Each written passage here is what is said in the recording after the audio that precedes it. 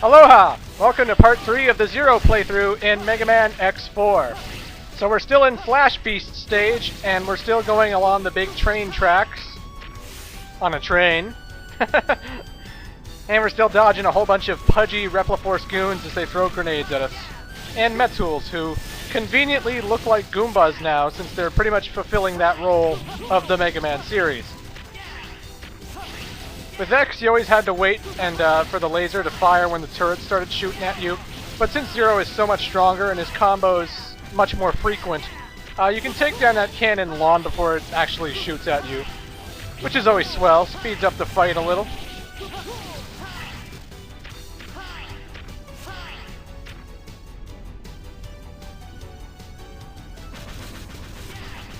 But now it's time for the sub-boss. Now with Mega Man, you had the good opportunity of shooting at it from a ranged distance. When you're Zero, however, you gotta get in close. So either wait for the middle one or the bottom one to go out forwards. If you jump at the top one, of course you're gonna run into it, and that's not good. And every time the spike just goes out, just hit the end side as it's out. And it's a pretty simple boss. Just get in close, slash, slash, slash, and it should be an easy time.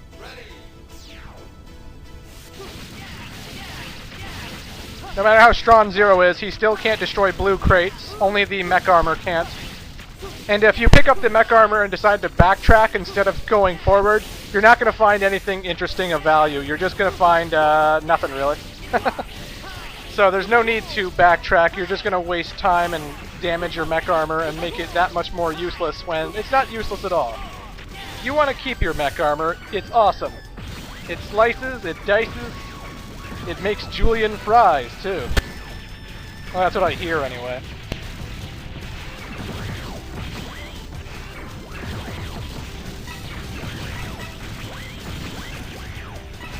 And there's our good old heart tank.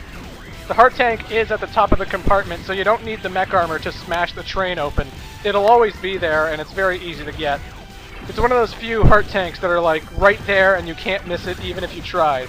I mean, you can skip it by jumping over it, but I mean, like, if you're looking for it and you're having a hard time, you need glasses. Or you're blind. In that case, you probably shouldn't be playing Mega Man. I'm just saying.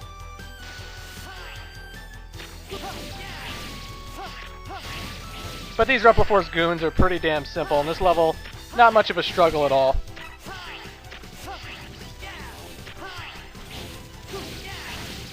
The Maverick himself, however, that's a different story.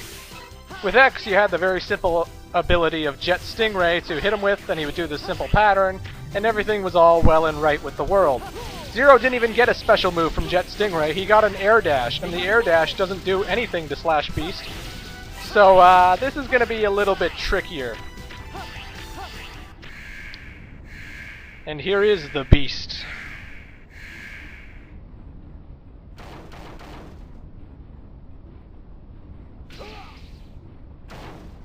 You dared to attack my unit? I'm gonna enjoy fighting you! So Slash Beast can't be taken advantage of with special abilities, so we're gonna have to keep chaining combos and keep slashing at him every time he stops moving. The good news is he loves to stand around and roar a lot every now and then after he does a move, which buys us time and lets us hit him a lot. He still has his dashing to the wall move, which I horribly mistimed my jumps with. And that's what almost got me killed in this fight. He has this one move where he kicks 2 energy lines across the sky. That's very hard to dodge, and I've never been good at dodging it, but it doesn't hurt that much anyway, so it doesn't really matter. He also has this move where he, like, brings out his claws, and if you hit him, he will do the triangle in the sky moves, and he will retaliate. But if you don't hit him when he's got his claws out, then it's alright and it's all good. Otherwise, he just has the big range jump where he jumps from one side of the room to the other, and then he has the tiny hop where he will immediately land downwards once he reaches a certain point. When you get used to his patterns and you get used to his movements, Slash Beast is pretty damn easy to fight.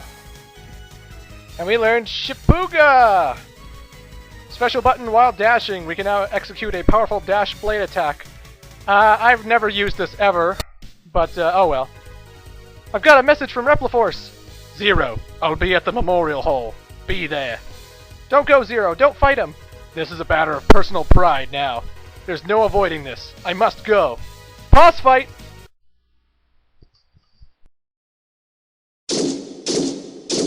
Colonel! What? I'm disappointed in you, Colonel. Ah! What do you think you're doing? It's not too late. Stop the coup now! Never. If that's your decision, prepare yourself!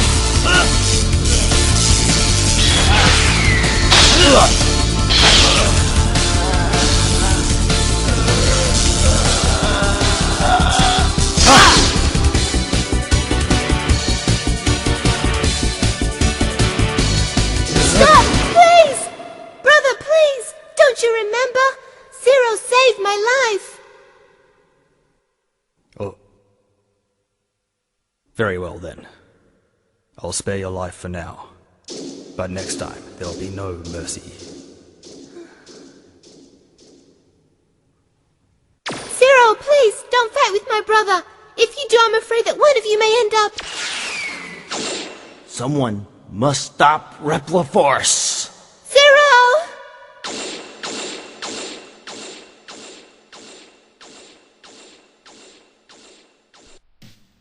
Iris, it's a man's world, baby. Go back in the kitchen. And I'm joking. I'm not a sexist. Well, not most of the time. Anyway, folks, it's time for Web Spider. So yeah, if you're Zero, you get the lucky bonus of not having to fight Colonel in the middle of the game. X is forced to fight him, and he's forced into a boss fight. But because Zero knows Colonel and he knows Iris, you just get an anime cutscene instead. In some ways, Zero has an easier time than X does, but you know, they're on equal difficulties, I think, now. When I did my X playthrough, I always said that Zero has the harder time. No Dr. Light Capsule. See? You can't use them. So, you know, they're nowhere to be found. I said Zero had the harder time in terms of gameplay, only because when he fights Mavericks, they have a much more wild pattern. You can't lock them into a stuck pattern with special abilities. Well, not most of them, anyway. And, now that I think about it, having played Zero's playthrough a lot more, they're pretty much on different difficulty settings, but they're not harder than each other. They're just different, you know? It just takes some getting used to. Like me. The problem with my dash jumping with this game is that I'm using an Xbox 360 controller to play this, since it can plug into a USB and it can be used on the computer, which is always swell.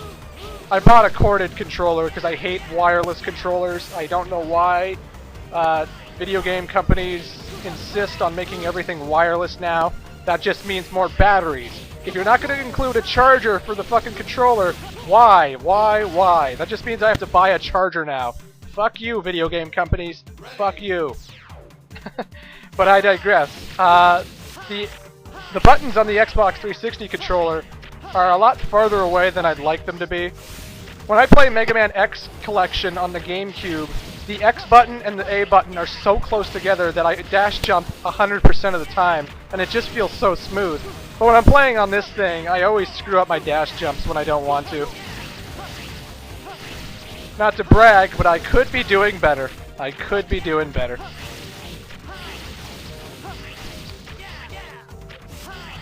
So yeah, I've been using the 360 controller for all my emulated playthroughs. I've been doing it for Mega Man Wily Wars up to this one, you know? I know a lot of people think the D-pad on the 360 controller is horrible, but I don't have a problem with the D-pad, honestly. I just have a problem with how spaced out the buttons are. For dash jumping, anyway. For everything else, it was fine. Mega Man Classic Series, I didn't have a problem at all. Heart Tank in the log, you need Magma Dragoon's weapon to get it. Of course you know that if you saw the X playthrough, but, you know. Just thought I'd point it out again.